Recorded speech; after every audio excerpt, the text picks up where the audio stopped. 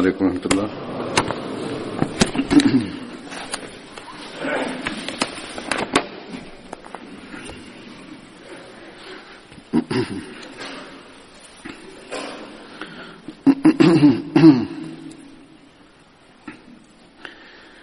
أشهد أن لا إله إلا الله وحده لا شريك له وأشهد أن محمدا عبده ورسوله أما بعد فأعوذ بالله من الشيطان الرجيم بسم الله الرحمن الرحيم الحمد لله رب العالمين الرحمن الرحيم مالك يوم الدين إياك نعبد وإياك نستعين اهدنا الصراط المستقيم صراط الذين أنعمت عليهم غير المغضوب عليهم ولا الضالين.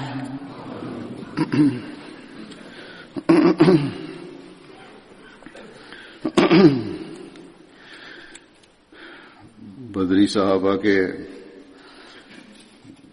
वाक़यात का या उनकी जिंदगी के पहलुओं का सिलसिला चल रहा है. आज भी इस सिलसिले में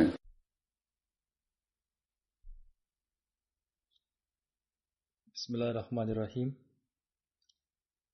Сегодня я продолжу цикл воспоминаний о сподвижниках посланника Аллаха, мир ему и благословение Аллаха, которые принимали участие в битве при Бадре. Хазрат Хаули бин Аби Хаули, да будет доволен им Аллах, вместе с посланником Аллаха, мир ему и благословение Аллаха, принимал участие в битвах при Бадре, при Ухуде и во всех других битвах. Абу Маашер и Мухаммад бин Умар повествуют: сын Хазрата Хаули также принимал участие в битве при Бадре, но его имя не указано. Мухаммад ибн Исхак повествует: Хазрат Хаули принимал участие в битве при Бадре вместе со своим братом Маликом ибн Аби Хаули. Еще в одном из повествований сказано, что в этой битве принимали участие еще его двое братьев, Хазрат Халал бин Аби Хаули и Хазрат Абдулла бин Аби Хаули. Хазрат Хаули умер в период халифата Хазрата Умара, да будет доволен им Аллах. Следующий сподвижник Хазрат Рафи бин Аль-Муалля, да будет доволен им Аллах. Он был из племени Хазрадж, являющийся ветвью племени Бану Хабиб. Его мать звали Адам бинт Ауф. Посланник Аллаха, мир ему и благословение Аллаха, сделал побратимами Хазрата Рафи и Хазрата Сафана бин Байза. Они оба принимали участие в битве при Бадре. В другом месте повествуется о том, что они оба стали мучениками в битве при Бадре. В других повествованиях повествуется о том, что Хазрат Сафан бин Байза не стал мучеником в этой битве. Муса бин Угба повествует: Хазрат Рафи вместе со своим братом Хазратом Халал бин Муалля принимал участие в битве при Бадре, и в этой битве его убил Икрама бин Абу Джахл.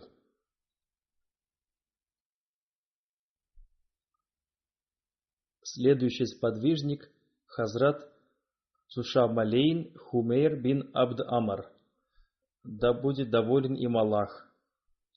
Его звали Умер, и он был известен по кунье Абу Мухаммад. Ибн Хишам писал о том, что его звали не Зушам алейн, и что это было его прозвище, поскольку он был левшой.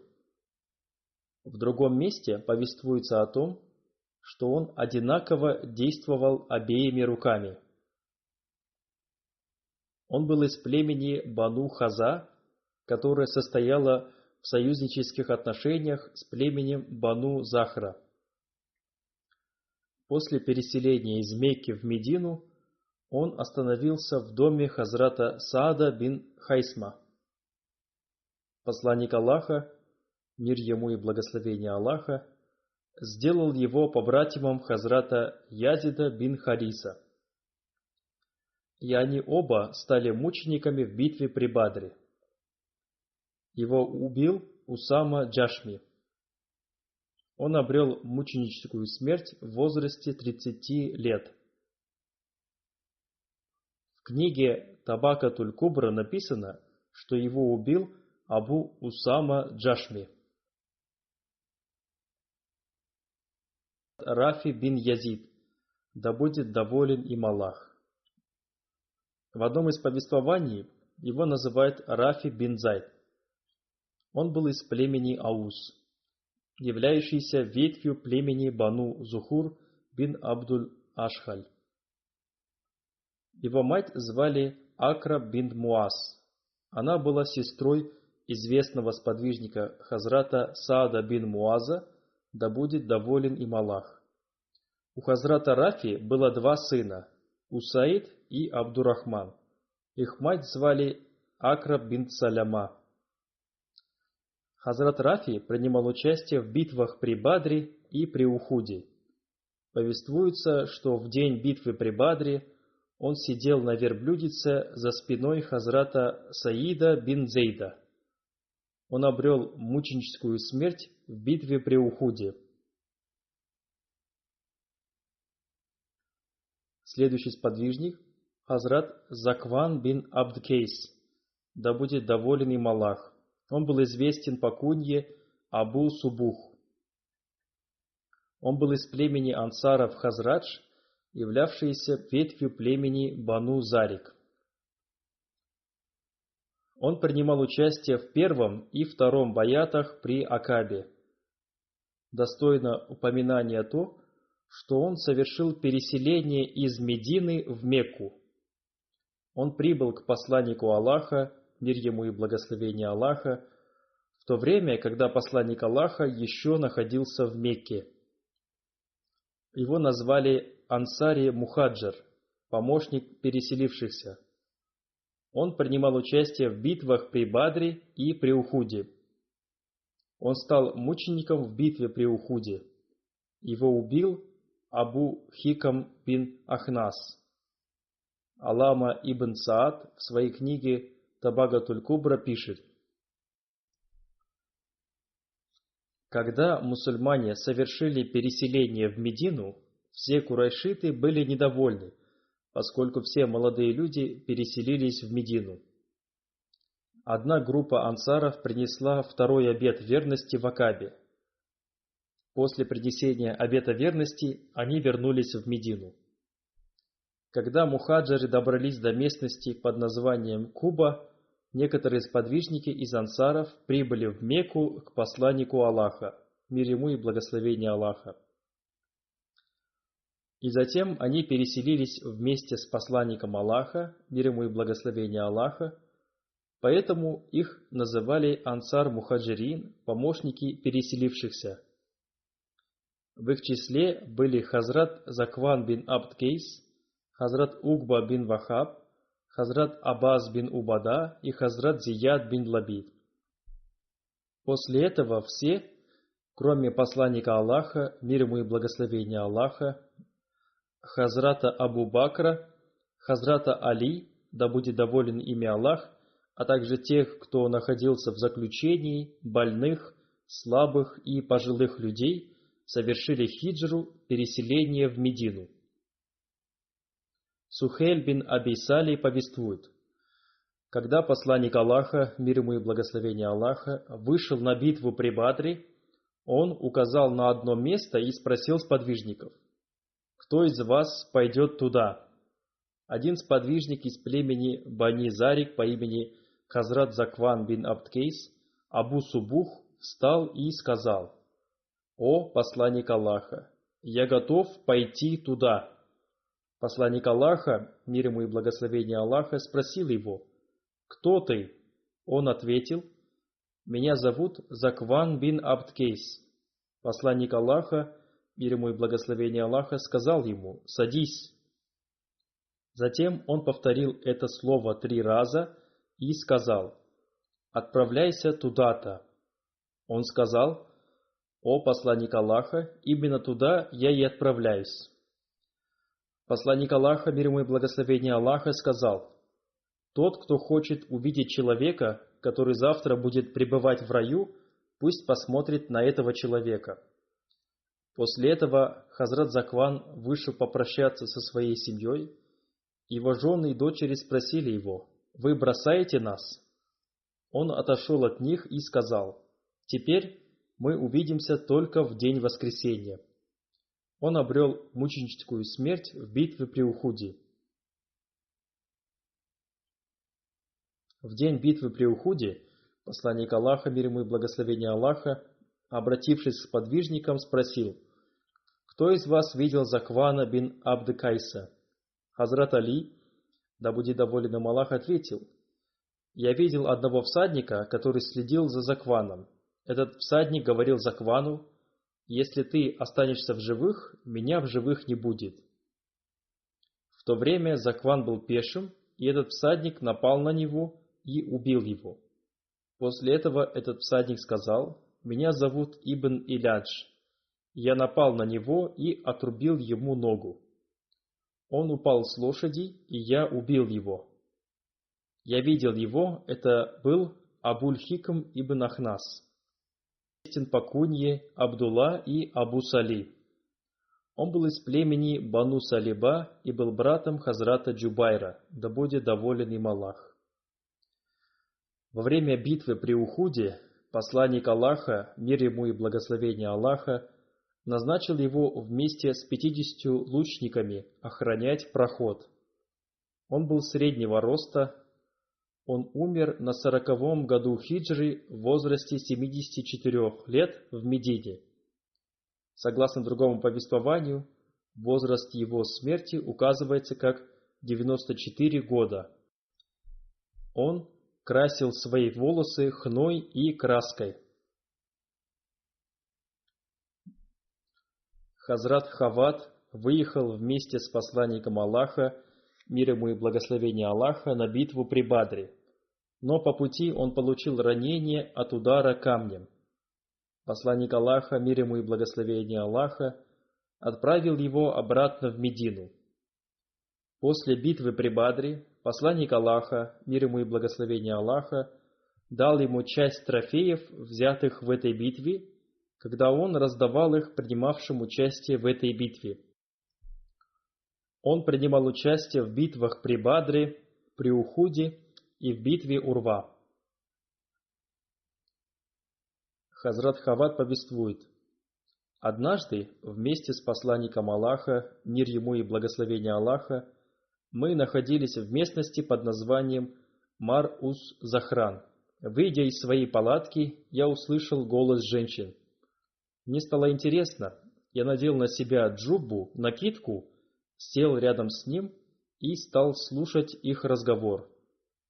В это время из своей палатки вышел посланник Аллаха, мир ему и благословение Аллаха. Я увидел его и испугался. Я сказал ему, что ищу убежавшего от меня верблюда. Посланник Аллаха, мир ему и благословение Аллаха, пошел дальше, и я пошел вместе с ним. Он дал мне свою накидку и сам отошел в отхожее место. Затем он совершил омовение и вернулся ко мне. Капли воды стекали с его бороды на грудь. Затем посланник Аллаха, мир ему и благословение Аллаха, шутливо обратившись ко мне, спросил: «О Абдулла, что тебе сделал этот верблюд? Посланник Аллаха, мир ему и благословение Аллаха, уже знал, что я не терял никакого верблюда, а просто сидел и подслушивал разговор женщин. Затем мы ушли оттуда. После этого, где бы мы ни встречались, он спрашивал меня: «Абдулла, что тебе сделал верблюд?» Когда он стал часто в шутливой форме спрашивать меня об этом, я перестал ходить в мечеть и на собрание посланника Аллаха, мир ему и благословение Аллаха. Спустя некоторое время, когда я вновь стал ходить в мечеть и совершать намаз, я увидел посланника Аллаха, мир ему и благословение Аллаха. Он зашел в мечеть и совершил 2 раката намаза.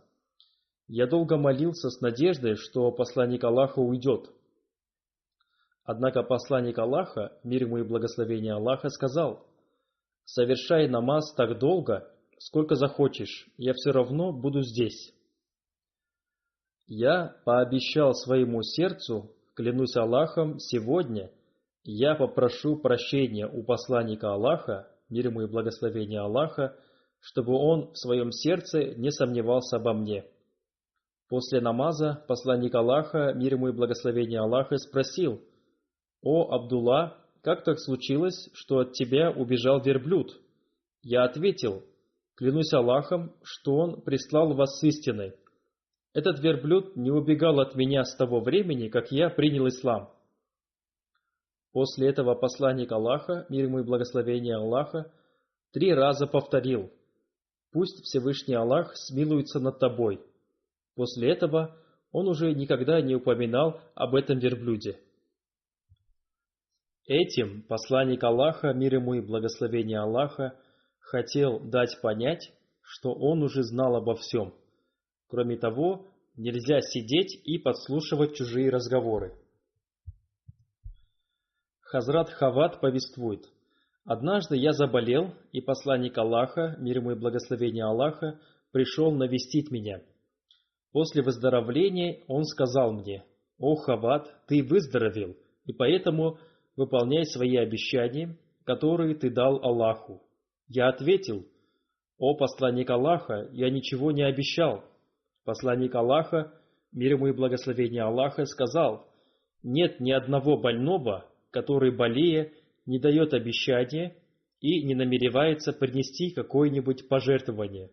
Он обещает, что если Аллах поможет ему выздороветь, он сделает то-то и то-то. Так что выполняйте свои обещания, которые вы дали». Одним словом, это заслуживает того, чтобы мы размышляли об этом и сконцентрировались на этом.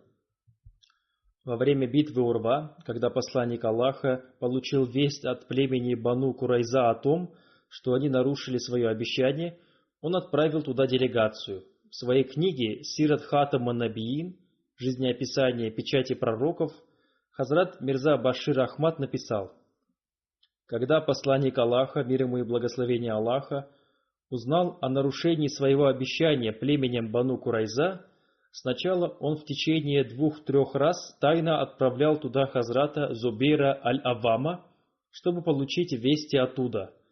Затем посланник Аллаха, мир ему и благословение Аллаха, уже официально отправил туда Хазрата Саада бин Муаза и Хазрата Саада бин Убаду. Они были вождями племен Аус и Хазрадж, и вместе с ними были и некоторые другие влиятельные сподвижники.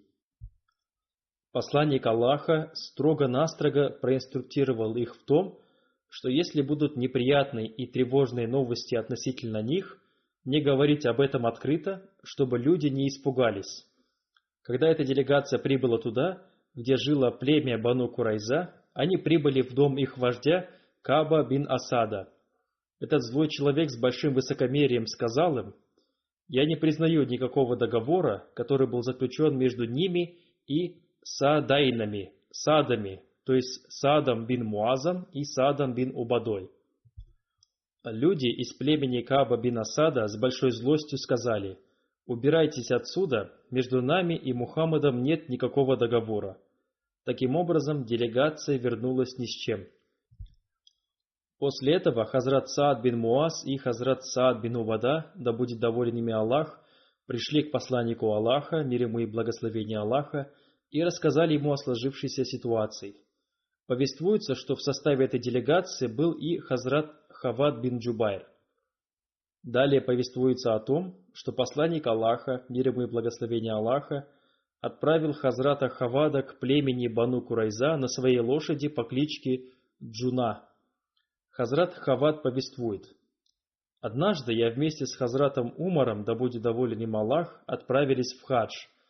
В нашем караване были Хазрат Абу Убайда бин Аль-Джарах и Хазрат Абдурахман бин Ауф. Люди из этого каравана просили почитать стихи Зарара бин Хаттаба, который был известным поэтом курайшитов и принял ислам после победы над Меккой. Хазрат Умар, да будет доволен им Аллах, сказал: «Дайте Хазрату Хаваду прочитать свои стихи». И я стал читать им свои стихи до самого раннего утра.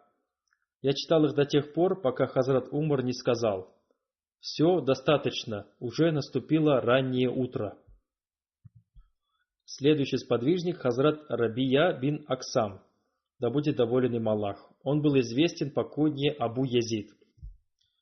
Он был низкого роста и полным. Он был из племени Асад бин Хузейма. Он был из числа мухаджиров. После переселения в Медину он вместе с другими сподвижниками жил в доме Хазрата Мубашира бин Абдуль-Мунзира. Во время битвы при Бадре ему было 30 лет. Он принимал участие в битвах при Бадре, при Ухуде, в битве Урва и также принимал участие в заключении Худайбийского договора. Он обрел мученическую смерть в битве при Хайбаре. Его убил иудей по имени Харис во дворце Нитах в Хайбаре. В это время ему было 37 лет. Следующий сподвижник Хазрат Рафа бин Амар аль-Джуфни, да будет доволен им Аллах. В некоторых повествованиях его называют Бадия бин Амар. Он принимал участие в битвах при Бадре и при Уходе. Он состоял в союзнических отношениях с племенем Бану Наджар. Следующий сподвижник Хазрат Зейд бин Вадия, да будет доволен им Аллах. Он был из племени ансаров Хазрадж.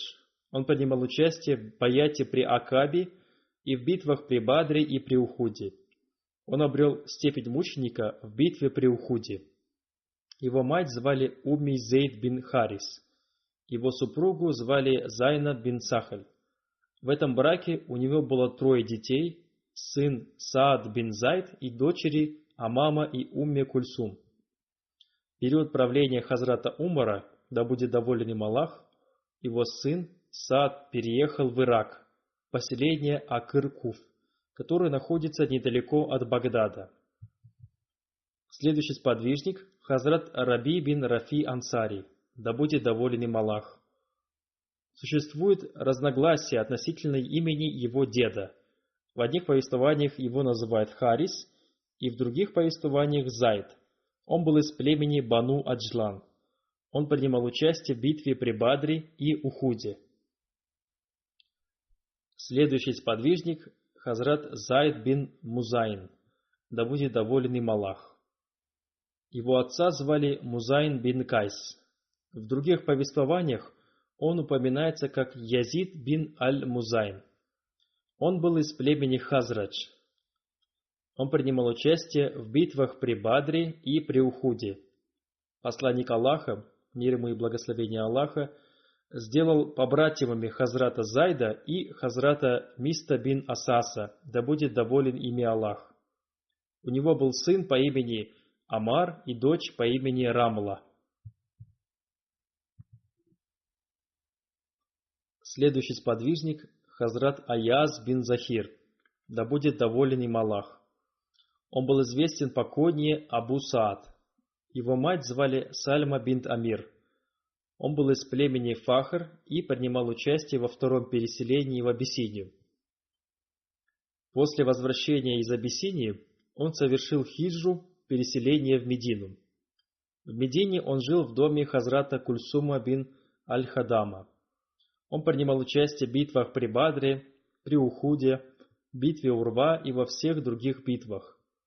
Он умер в Медине и, согласно другим повествованиям, в Сирии в период халифата Хазрата Усмана, да будет доволен им Аллах. Следующий сподвижник – Хазрат Арафа бин Амр Ансари, да будет доволен им Аллах. Он был известен по кунье Абу Валид. Он был из племени Бану Ауф бин Хазрадж. Его мать звали Умми Рафа. Он принимал участие во втором обете верности при Акабе вместе с 70 ансарами. Он принимал участие в битвах при Бадре и при Ухуде. Он обрел мученическую смерть в битве при Ухуде. Следующий сподвижник – Хазрат Заяд бин Амар, да будет доволен им Аллах. Его также называли Ибн Бишр. Он находился в союзнических отношениях с ансарами. Он и его брат Хазрат Замра принимали участие в битве при Бадре. Он был из племени Бану Саад бин Каба. Согласно другим повествованиям, он был освобожденным рабом из племени Бану Саад бин Кааб бин Аль-Хазрадж. Следующий сподвижник – Хазрат Салим бин Умейр бин Сабит, да будет доволен им Аллах. Он был из ансаров племени Бану Амар бин Ауф. Он принимал участие в обете верности при Акабе и принимал участие в битвах при Бадре, при Ухуде, битве Урва и во всех других битвах вместе с посланником Аллаха, мир ему и благословение Аллаха. Во время битвы при Табуке он был среди тех бедных сподвижников, которые не смогли принять участие в битве при Табуке. Они пришли к посланнику Аллаха, мир ему и благословение Аллаха, с плачем и сказали: «Мы сильно желаем принять участие в битве при Табуке, но у нас нет верховых животных». И они попросили посланника Аллаха дать им каких-нибудь верховых животных. Посланник Аллаха, мир ему и благословение Аллаха, ответил им: «У меня нет для вас верховых животных». Они вынуждены были вернуться, и по этой причине из их глаз текли слезы, ибо на вас повествует о том, что аят: «И нет греха и на тех, которым, когда пришли они к тебе, чтобы ты посадил их на верховых животных для битвы, ты сказал: я не нахожу, на что посадить вас». Они отворачиваются, и глаза их полны слезами печали, что не находят они, что потратить на пути Аллаха. Этот аят был ниспослан сподвижникам, которые приходили к посланнику Аллаха, мир ему и благословение Аллаха. Среди них были Салим бин Умейр и Салиба бин Зайд. Хазрат, второй халиф обетованного Мессии, да будет доволен им Аллах, давая толкование этого аята, написал: «Этот аят общий для всех, однако в этом аяте указывается на тех бедных мусульман, которые были бедными, но очень хотели принять участие в джихаде. Однако у них не было средств для исполнения своего желания. Эти люди пришли к посланнику Аллаха, мир ему и благословение Аллаха, чтобы попросить его обеспечить их средством передвижения. Но посланник Аллаха, мир ему и благословение Аллаха, ответил, что не может этого сделать. Это сильно опечалило их, и из их глаз потекли слезы, и они вернулись оттуда со слезами на глазах. После того, как они ушли, Хазрат Усман, да будет доволен им Аллах, передал посланнику Аллаха, мир ему и благословение Аллаха, 3 верблюдов, и посланник Аллаха, мир и благословение Аллаха да пребывает с ним, передал их им. Почему это событие было описано в Священном Коране? Это событие было описано для того, чтобы показать их сильную привязанность к исламу. Это было сделано для того, чтобы сравнить их с богатыми людьми, которые обладали всеми необходимыми средствами, но искали повод, чтобы уклониться от участия в битве. Среди богатых были люди, которые не хотели участвовать в оборонительной войне, но бедные люди испытывали совершенно иные чувства.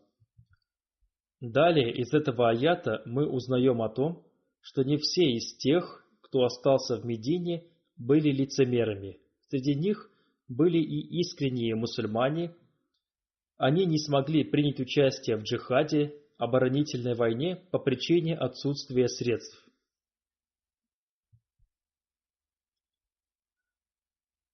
Абу Муса был их вождем, и когда люди спросили его о том, что он хотел от посланника Аллаха, он отвечал: «Клянусь Богом, мы не просили у него верблюдов или лошадей. У нас не было даже обуви, мы были босыми, а это был очень длинный путь. Мы изранили бы ноги, если отправились туда пешком. Как мы смогли бы воевать после этого? Если бы у нас была хотя бы обувь, то мы побежали бы на войну вместе со своими братьями». Такой была их бедность, и такими были их эмоции. Хазрат Салим бин Умейр прожил до времени правления амира Муавии, да будет доволен им Аллах. Следующий сподвижник – Хазрат Сурака бин Кааб, да будет доволен им Аллах. Он был из племени Бану Наджар. Его мать звали Умейра бин Науман. Он принимал участие в битвах при Бадре, при Ухуде, битвах Урва и во всех других битвах вместе с посланником Аллаха, мир ему и благословение Аллаха. Он умер во время правления амира Муавии. Согласно повествованию Кальби, он обрел мученическую смерть в битве при Ямаме.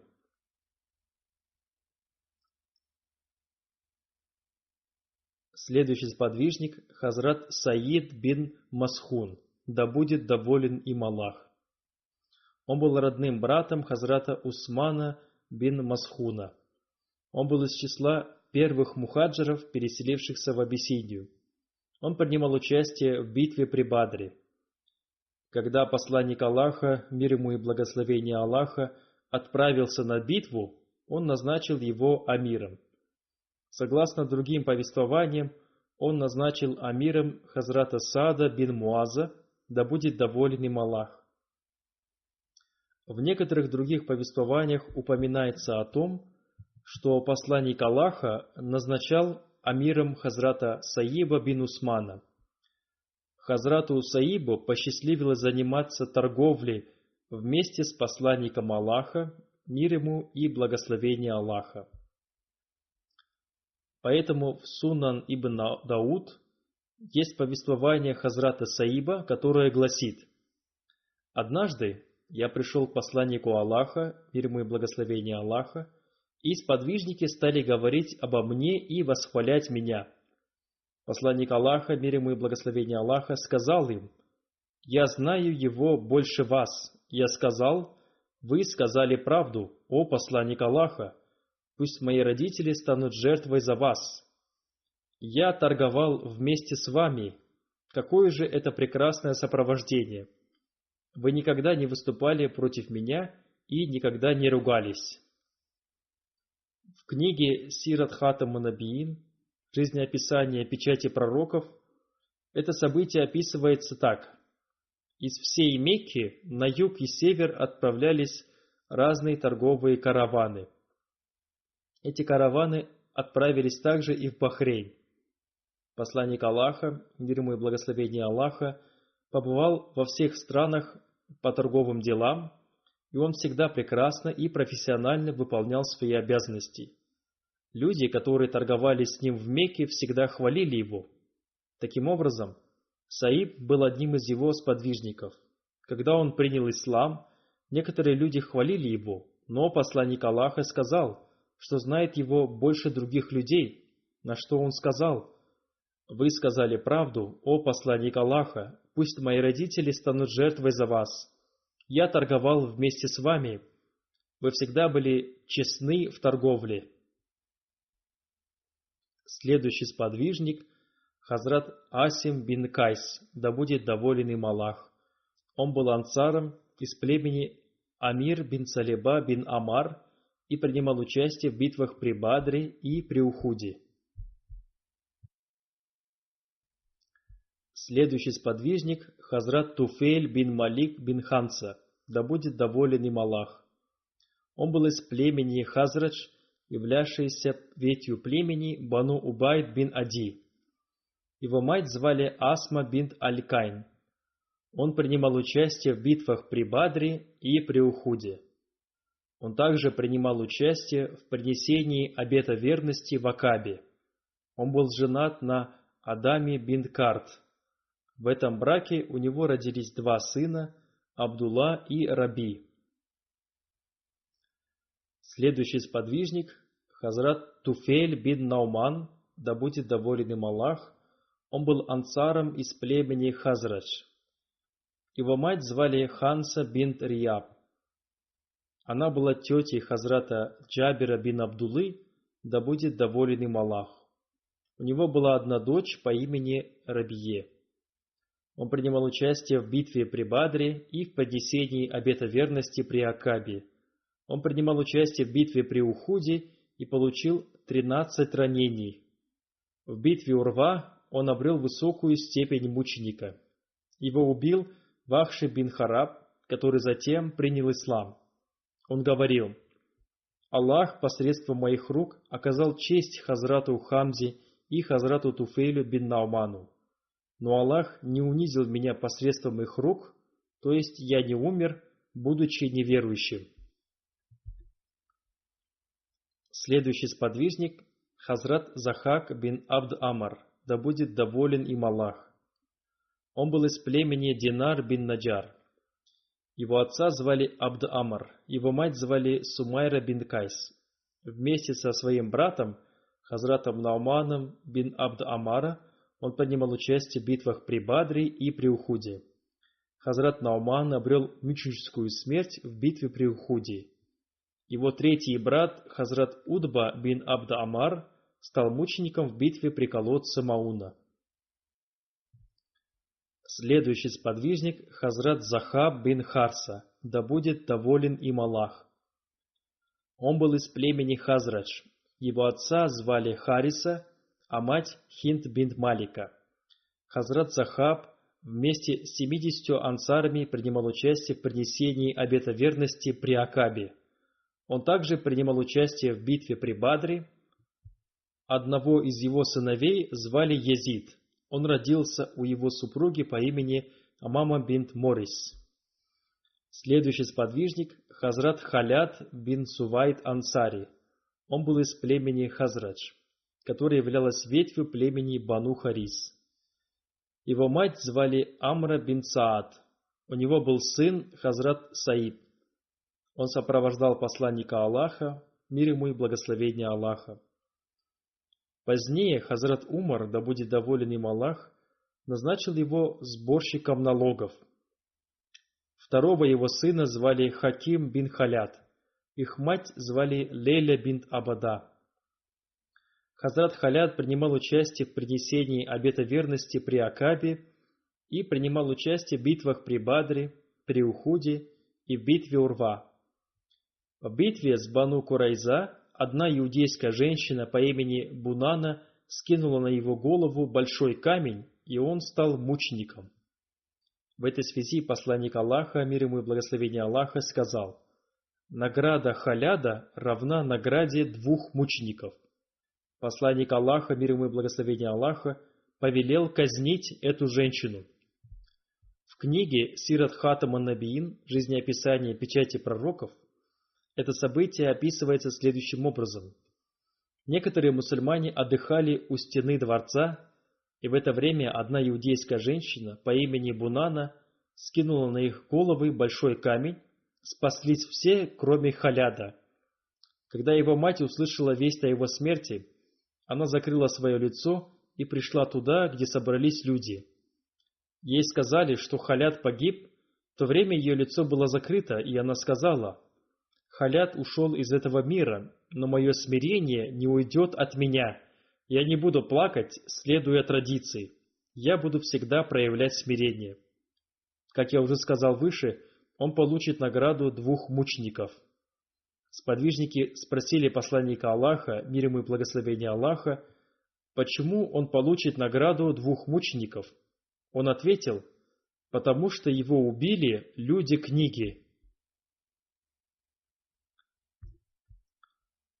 Следующий сподвижник – Хазрат Ауз бин Хаули Ансари, да будет доволен им Аллах. Он был известен по кунье Абу Лайля. Он был ансаром из племени Хазрадж, являвшийся ветвью племени Бану Салим бин Ганам бин Ауф. Его мать звали Джамиля бин Убай. Она была сестрой Абдуллы Убая бин Салюля. У него была дочь по имени Кусум. Он принимал участие в битвах при Бадре, при Ухуде, в битве Урва и во всех других битвах вместе с посланником Аллаха, мир ему и благословение Аллаха. Посланник Аллаха, мир ему и благословение Аллаха, сделал его побратимом Хазрата Шуджа бин Ваха бин Аля Сади. Хазрат Ауз считался одним из совершенных людей. Он был из числа тех людей, которые в эту эпоху невежества умели писать и читать на арабском языке. Он был также искусным лучником и умел хорошо плавать. Он обладал всеми этими качествами. Хазрат Надия бин Аджам повествует: во время заключения Худайбийского договора мы пожаловались посланнику Аллаха на нехватку воды. Посланник Аллаха, мир ему и благословение Аллаха, вызвал меня к себе, вынул из своего колчана одну стрелу и, передав ее мне, попросил воды. После этого он совершил омовение и вылил оставшуюся воду на землю. Было очень жарко. У мусульман был только один колодец, поскольку немусульмане захватили другие колодцы. Затем он сказал мне, чтобы я бросил это ведро в колодец, который уже высох. Он повелел бросить в этот колодец и стрелу. Я так и поступил. Клянусь тем Богом, который послал его с истины, как только я вынул ведро из этого колодца, он стал наполняться водой. Вокруг меня была вода. Эта вода била ключом, подобно кипящей воде на огне. Вода дошла до краев колодца, и люди стали набирать воду. Все напились воды в волю. В тот день у колодца была одна группа лицемеров, и среди них был Абдулла бин Убай. Он был дядей Хазрата Ауса бин Хаули. Хазрат Ауз бин Хаули сказал: «О Абуль-Хабаб, гибели тебе, ты видел это чудо. Теперь прими это чудо и прими истину посланника Аллаха. Что тебе еще надо, чтобы проверить истину?» Он ответил: «Я видел много подобных вещей». Хазрат Ауз бин Хаули сказал: «Пусть Аллах не спошлет тебе зло». Абдулла бин Убай подошел к посланнику Аллаха, и он сказал ему: «О Абуль-Хабаб, когда ты видел подобное?» Он ответил: «Я никогда не видел такого». Посланник Аллаха сказал: «Почему ты ответил так своему племяннику?» Абдулла бин Убай сказал: «Да простит меня Аллах». Его сын Абдулла бин Абдулла попросил посланника Аллаха вознести молитву о его прощении, и посланник Аллаха, мир ему и благословение Аллаха, вознес эту молитву. Хазрат Али бин Абдулла бин Аббас повествует: когда посланник Аллаха, мир ему и благословение Аллаха, соблаговолил отправиться в Мекку для совершения умры, он отправил Хазрата Ауса бин Хаули и Хазрата Абу Рафи к Хазрату Аббасу, чтобы они заключили брак посланника Аллаха, мир ему и благословение Аллаха, с Хазрат Маймуной, да будет доволен ею Аллах. По пути оба этих сподвижников потеряли своих верблюдов. В течение нескольких дней они находились в месте под названием Батан-Рабик, который находится в 10 милях от Рабик-Джуфа. Они находились там до тех пор, пока посланник Аллаха, мир ему и благословение Аллаха, не прибыл туда, и они не нашли своих верблюдов. После этого они возвратились в Мекку вместе с посланником Аллаха, мир ему и благословение Аллаха, и передали эту весть Хазрату Аббасу. Хазрат Маймуна ответила согласием, и посланник Аллаха, мир ему и благословение Аллаха, пришел к Хазрату Аббасу, и Хазрат Аббас заключил их брак. После смерти посланника Аллаха, мир ему и благословение Аллаха, Хазрат Ауз бин Хаули, обратившись к Хазрату Али, сказал: дайте и нам возможность совершить его омовение. И Хазрат Али разрешил им. В другом повествовании говорится о том, что во время омовения посланника Аллаха, мир ему и благословение Аллаха, пришли ансары и сказали: «Его мать была из нашего рода, поэтому дайте и нам возможность находиться рядом с ними». Им сказали, чтобы они решили между собой и назначили для этого одного человека. И все они согласились, когда было названо имя Хазрата Ауса бин Хаули. Он принял участие в омовении и похоронах посланника Аллаха, мир ему и благословение Аллаха. Он был крепким человеком, и поэтому он мог носить в руках тяжелый сосуд с водой. И он делал это постоянно. Хазрат Ибн Аббас повествует: Хазрат Али, Хазрат Фазиль бин Аббас, Хазрат Кусум бин Аббас, освобожденный раб посланника Аллаха, мир и благословение Аллаха да пребывает с ним, Хазрат Шукран и Хазрат Аус бин Хаули положили тело посланника Аллаха, мир и благословение Аллаха да пребывает с ним, в могилу.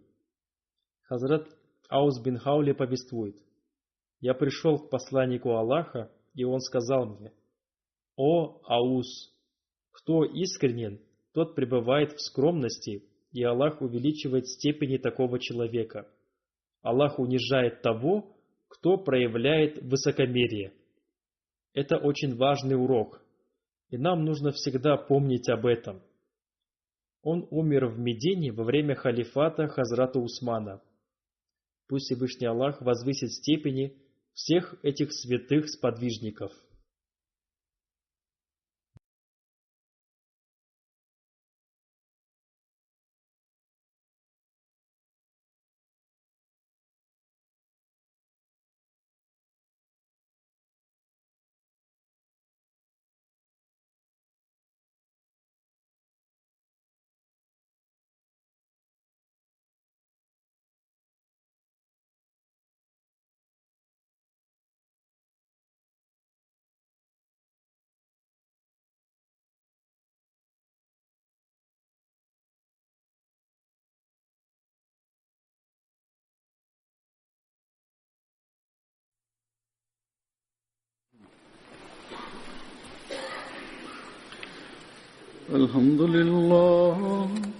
الحمد لله نحمده ونستعينه ونستغفره ونؤمن به ونتوكل عليه ونعوذ بالله من شرور أنفسنا ومن سيئات أعمالنا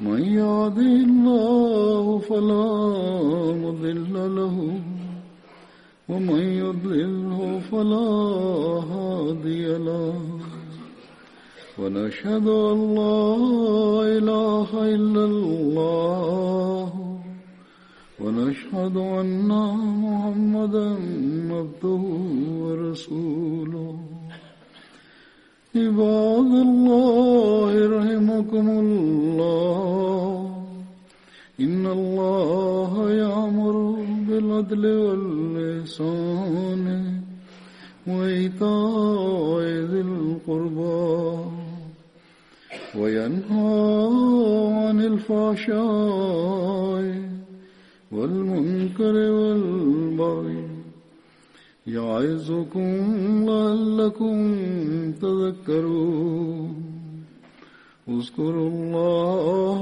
يذكركم وادعوه يستجب لكم ولذكر الله أكبر